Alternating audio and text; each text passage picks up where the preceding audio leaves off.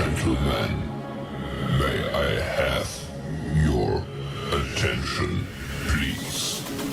The show starts in 10, 9, 8, 7, 6, 5, 4, 3, 2, 1, go.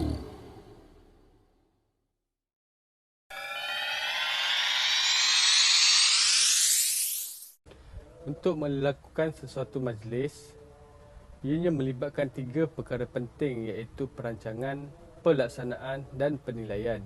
Bagi kesemua proses ini, penganjur seharusnya tahu tentang konsep pengurusan majlis iaitu sebelum majlis, semasa majlis berjalan dan setelah majlis selesai.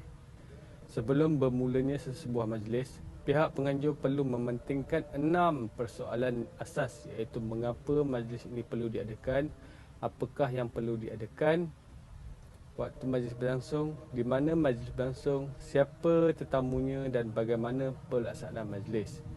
Kaedah ini penting bagi menjayakan sesuatu majlis selain pihak penganjur dapat menentukan jumlah perbelanjaan untuk majlis tersebut.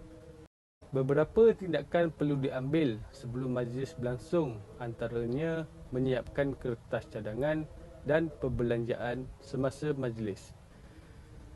Namun demikian, pihak penganjur perlu mengagihkan tugas dan tanggungjawab kepada ahli jawatan kuasa supaya majlis dapat berjalan dengan lancar. Dengan perancangan yang lengkap dan sempurna, dapat menjayakan suatu majlis tanpa sebarang masalah. Penganjur seharusnya mengambil berat tentang aspek pemantauan dari segi senarai semak tetamu, urusan kewangan majlis, adakah majlis menempati tujuan utama dan lain-lain pemantauan yang berkaitan majlis. Antara tindakan yang perlu diutamakan semasa majlis sedang berjalan adalah dengan memastikan kesemua urustia mengambil bahagian dan menjalankan tugas masing-masing. Bagi melancarkan pergerakan majlis, dengan adanya buku atau cara dan diagihkan kepada para tetamu sedikit sebanyak dapat membantu para tetamu lebih menepati masa dan mengetahui atur cara majlis tersebut. Selain daripada itu, pihak penganjur juga seharusnya memastikan juruacara, pembaca doa dan urustia yang terlibat menepati masa sebelum majlis bermula. Untuk memudahkan para tetamu kenamaan juga, pihak penganjur seharusnya menyusun kedudukan tetamu kenamaan mengikut protokol selain menandakan kedudukan mereka supaya mereka tidak terpinga-pinga semasa majlis hendak berjalan. Selepas majlis berlangsung, ada 3 poin utama iaitu mengadakan penilaian majlis dan postmortem sesama urustia yang terlibat. Yang kedua, surat penghargaan diberikan kepada semua urustia yang terlibat bagi tujuan menghargai hasil kerja keras tenaga-tenaga yang terlibat dalam menjayakan majlis. Dan poin ketiga ialah mengumpulkan dan memberi sesalinan rekod rakaman ataupun gambar-gambar yang telah diambil kepada mereka yang terlibat. Penyediaan senarai jemputan. Senarai jemputan perlu disediakan lebih awal kerana melibatkan tetamu VVIP. Jadi untuk penyediaan senarai jemputan, terdapat 5 bentuk senarai jemputan yang perlu ada untuk majlis rasmi, seperti ringkasan senarai, senarai nama mengikut keutamaan, senarai nama jawapan kehadiran dan senarai nama jemputan yang hadir.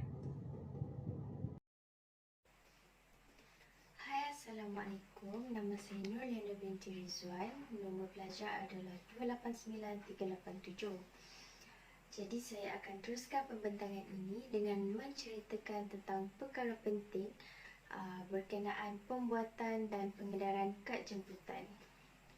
Ianya merupakan aspek yang sangat penting dalam menguruskan majlis rasmi kerana ianya mengandungi butiran-butiran seperti nama majlis rasmi yang diadakan, penganjur atau orang yang menjemput datang ke majlis, logo agensi, jabatan atau apa sahaja yang melambangkan identiti penganjur.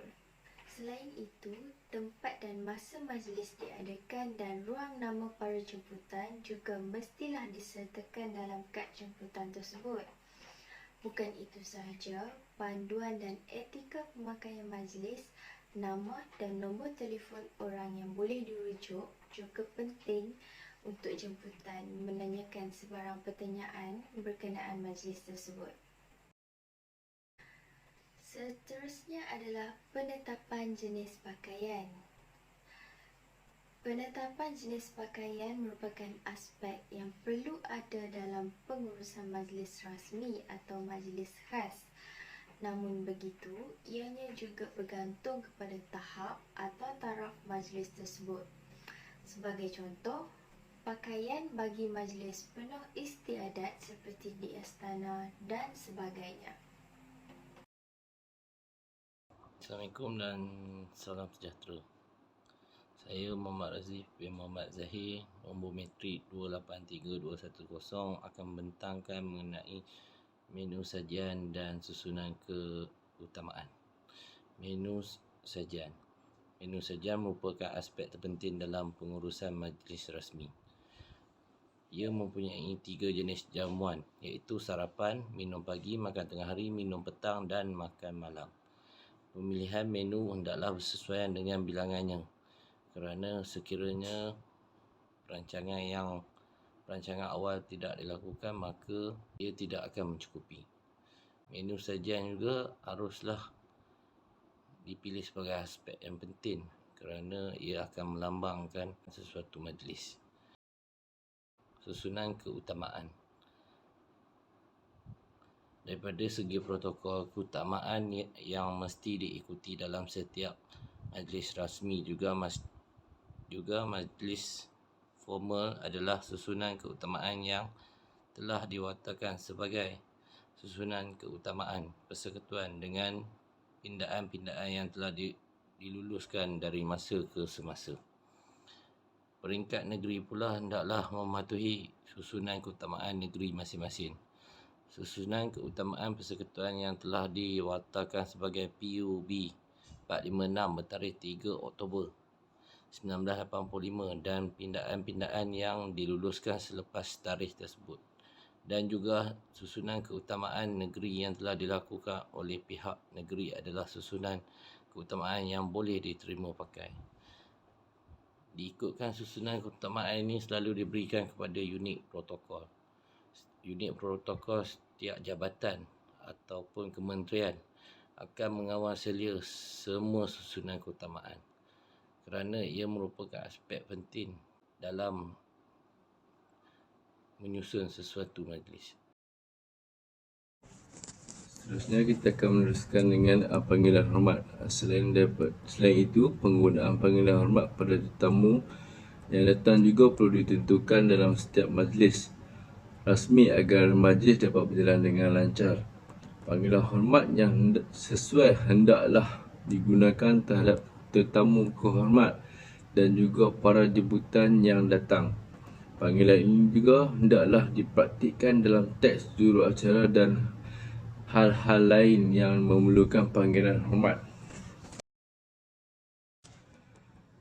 Susunan tempat duduk juga merupakan satu aspek yang perlu ditekankan. Tambahan lagi, dalam satu majlis rasmi dan formal, susunan tempat duduk mestilah mematuhi susunan keutamaan yang telah diwartakan.